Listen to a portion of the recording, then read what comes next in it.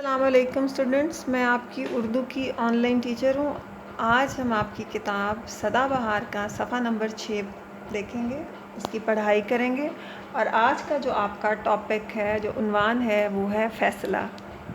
تو آئیے آج ہم اس کی پڑھائی کرتے ہیں اور دیکھتے ہیں کہ آج فیصلہ میں ہم کیا ہمیں سبق ملتا ہے، کیا ہم سیکھیں گے، اور یہ کس کے بارے میں ہے اور کیا کہتا ہے۔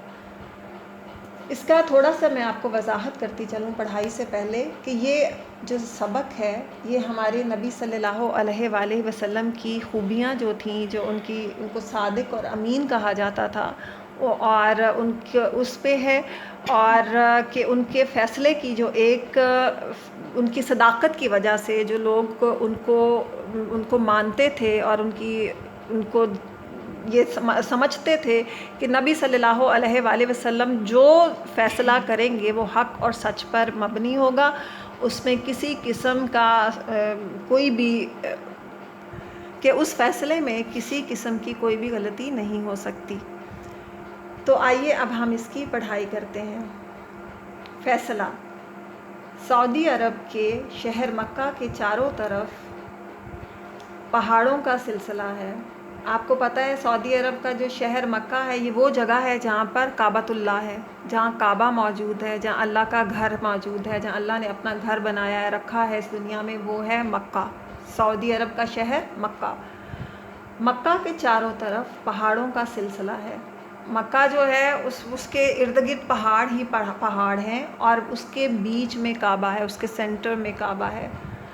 حضرت ابراہیم علیہ السلام اور حضرت اسماعیل علیہ السلام کے بنائے ہوئے اس گھر کی تعمیر کو کئی ہزار سال گزر چکے تھے۔ کہ یہ جب گھر بنایا گیا تھا تو وہ حضرت ابراہیم علیہ السلام اور حضرت اسماعیل علیہ السلام نے بنایا تھا، اور اس کو تب تعمیر کیے ہوئے کئی ہزار سال گزر چکے تھے، جو کہ موسموں کی تبدیلی، بارش اور تیز ہواؤں نے اس گھر کو بہت کمزور کر دیا تھا۔ مطلب یہ کہ اس گھر کو، اس کی دیواریں جو موسمی تبدیلی تھی یا اس کے بارش ہونے کی وجہ سے اور تیز ہواؤں کی وجہ سے، مٹی اور گارے کا تب یہ گھر بنا ہوا ہوگا، تو اس کی وجہ سے یہ کافی کمزور ہو گیا تھا۔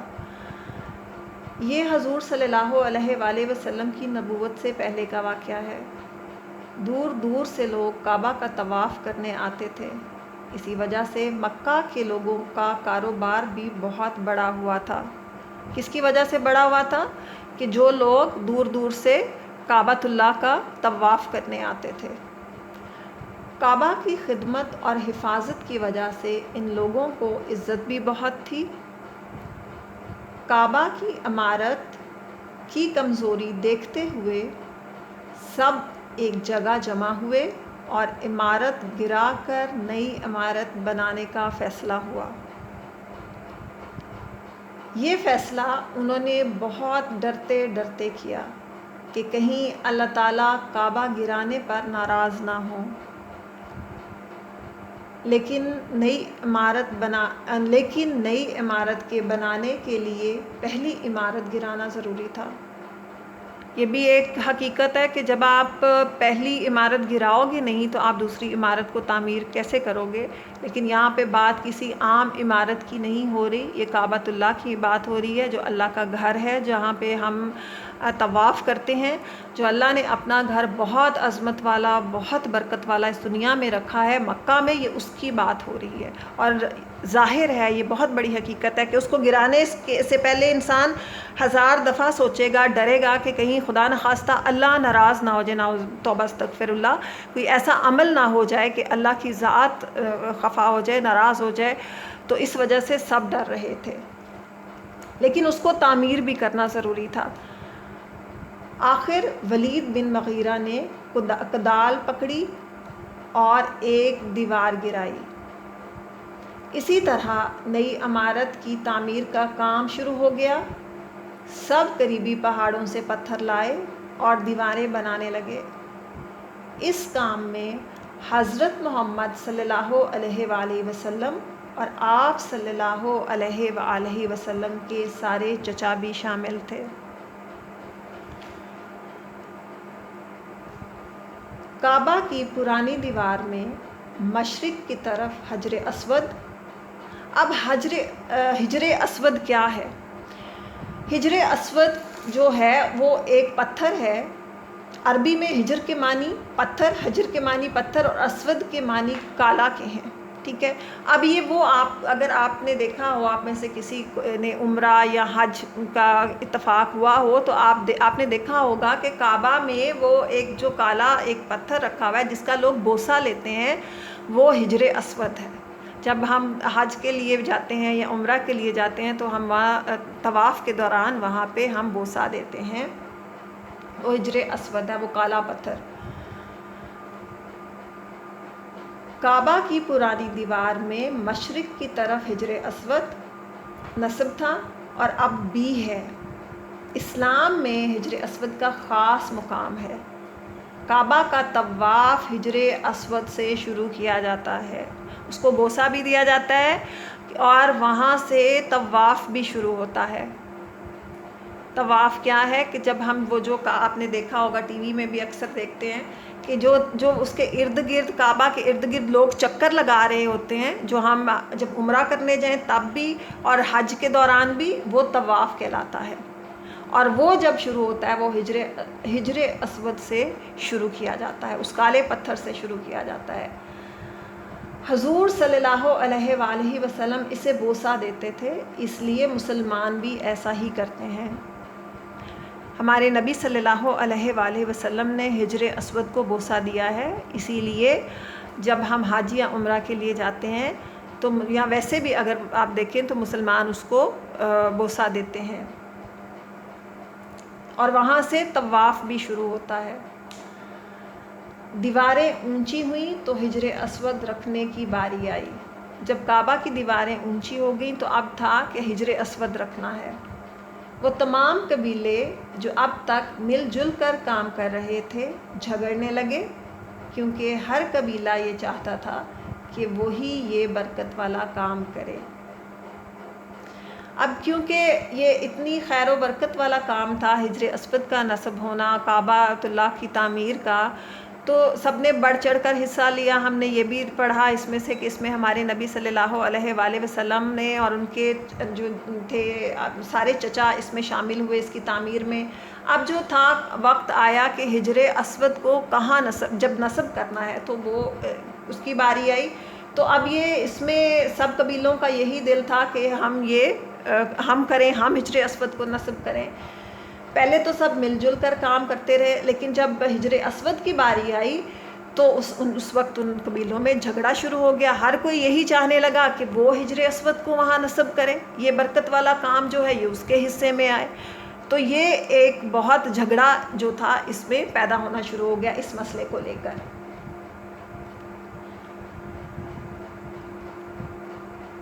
दीवारें ऊंची हुई तो हिजर असवद रखने की बारी आई।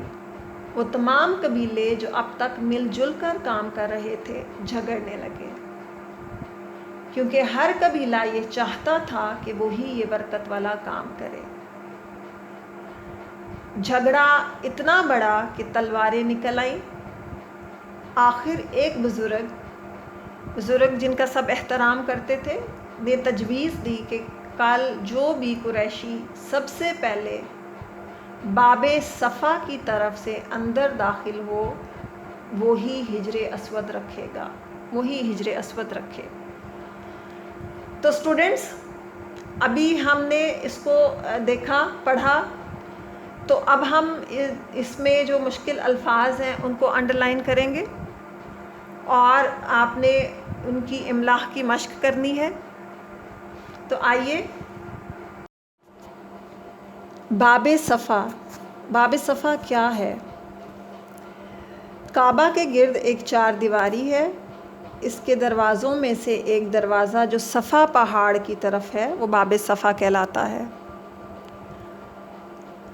ठीक है, ये राय सब ने मान ली। अब यहाँ पे जो बता रहे हैं कि उस बाबे सफ़ा किसको कहा जाता है, कि काबा के गिर्द एक चार दीवारी है, इसके दरवाज़ों में से एक दरवाज़ा जो सफ़ा पहाड़ की तरफ है बाबे सफ़ा कहलाता है। अमीन आ गए। امین کون؟ محمد صلی اللہ علیہ وآلہ وسلم، ہمارے نبی صلی اللہ علیہ وآلہ وسلم۔ محمد صلی اللہ علیہ وآلہ وسلم امین کا فیصلہ ہم سب مانیں گے۔ انتظار کرتے ہوئے لوگ صبح صبح حضرت محمد صلی اللہ علیہ وآلہ وسلم کو باب صفا کی طرف سے آتے دیکھ کر خوش ہو گئے۔ حضور صلی اللہ علیہ وآلہ وسلم بچپن سے ہی سچے اور ایماندار تھے، اور تمام مکہ کے لوگ انہیں صادق یعنی سچا اور امین کہتے تھے۔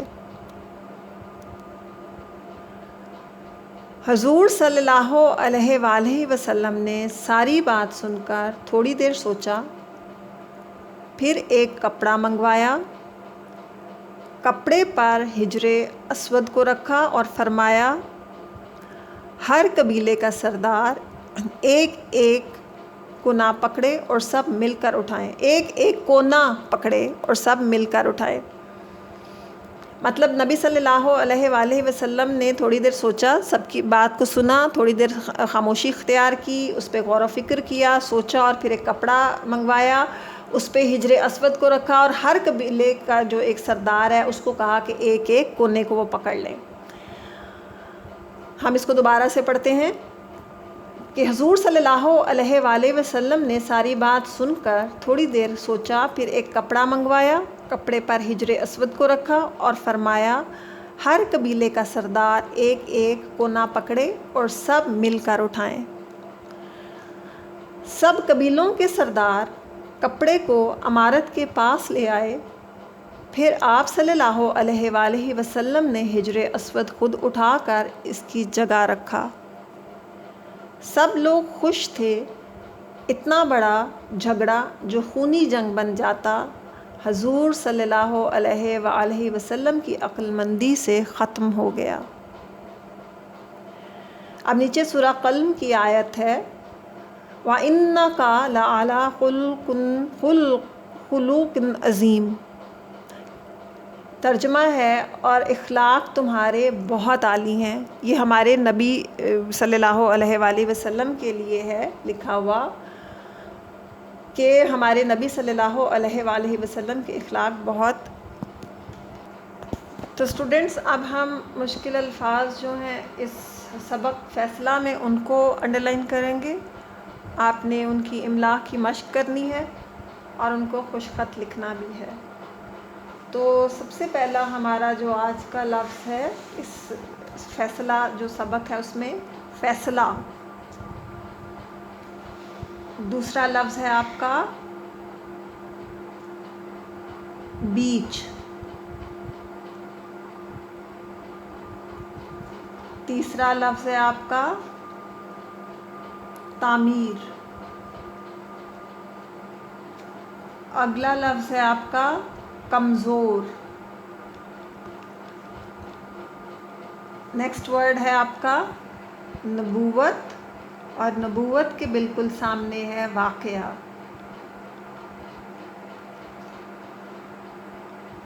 واقعہ کے بعد ہے کعبہ، اور کعبہ کے بعد ہے طواف۔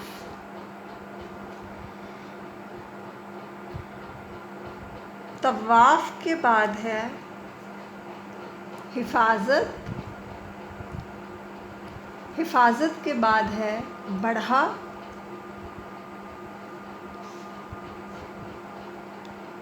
اور اس کے بعد آپ کا اگلا لفظ ہے جمع۔ جمع کے بالکل سامنے گرا۔ گرا کے بعد عمارت۔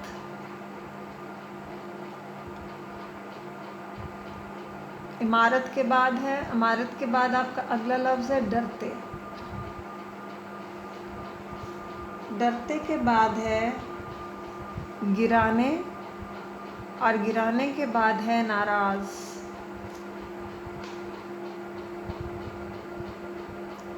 اس کے بعد ہے آپ کا لفظ ولید، اور ولید کے بعد ہے مغیرہ۔ کدال،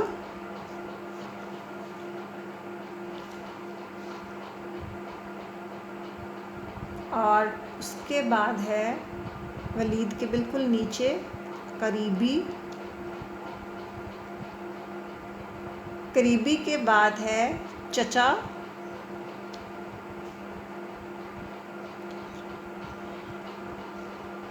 چچا کے بعد آپ کا ہے ہجر اسود، قبیلے، اگلا لفظ آپ کا قبیلے،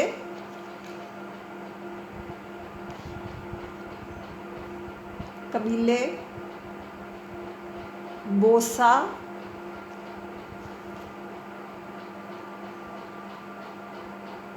اور جھگڑا، جھگڑا کے بعد باب صفا،